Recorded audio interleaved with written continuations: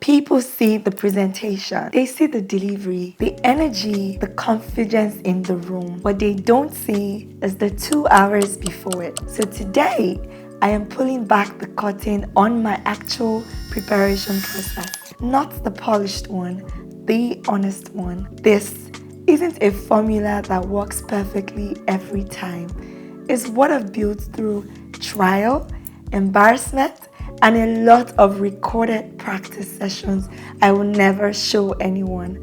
But it works for me, and I think part of it will work for you too. Number 1, define the one thing. Every presentation, every speech, every talk, I start with one question. If my audience forgets everything else, what is the one thing I want them to remember?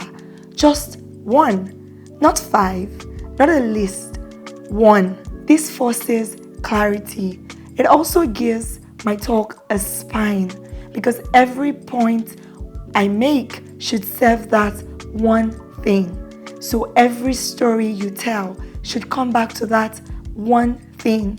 If something doesn't connect to it, it probably does not belong. Most presentations fail, not because the speaker is bad, but because they are trying to say too much. One message, one spine, build from there. I'll repeat, define the one thing. Number 2, build the structure around that one thing. Once I have my one thing, I build a simple 3-part structure. The opening, a hook that earns attention in the first 30 seconds. It could be a question. It could be a story. It could be a statement that creates tension. The second is the body, 2 or 3 points that support and develop that core message, each with a moment of evidence or story. And then I close with a clear, strong ending that circles back to the opening and leaves them with something to act on or think about. That's it. I don't complicate it beyond that. The simpler the structure, the clearer the delivery. So build the structure around that one thing. Number 3, a lot of us do this. Rehearse out loud, not in your head. You need to actually sit down in front of the mirror, stand in front of the mirror or in front of your phone recorder and rehearse out loud, not in your head. This is the step that most people skip, and it is the most important one because rehearsing in your head is not the same thing as rehearsing out loud. Your mouth has not practiced what your brain has imagined. They are not the same muscle.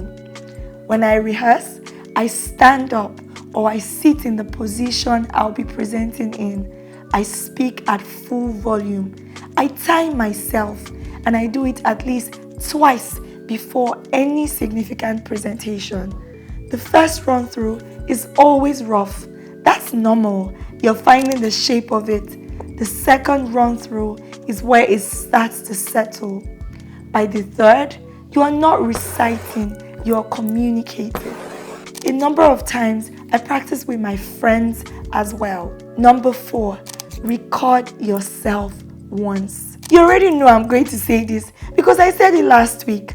Record yourself, even if it's just once, even if you don't watch the whole thing.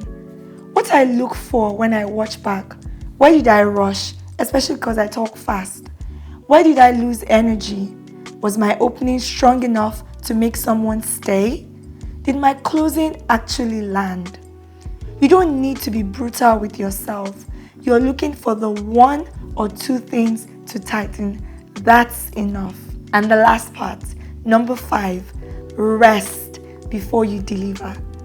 The last step is one that took me the longest to learn.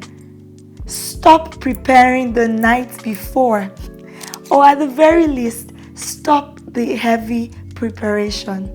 By that point, either you know it or you don't. Last minute cramming does not help your delivery. It raises your anxiety, especially when you're delivering like a keynote speech. I protect my voice, I sleep. I trust the preparation I've already done because Walking into a room rested and grounded is a form of preparation. So, in closing, define your one message. Build a clean structure. Rehearse out loud. Record yourself once and then rest. Preparation is not memorizing your slides. It is knowing your message so well that the slides become secondary and the room becomes the only thing that matters. If you found this useful, share this with one person who has a presentation coming up. That's how this channel grows. One thoughtful person sharing it with another. See you next week. Cheers!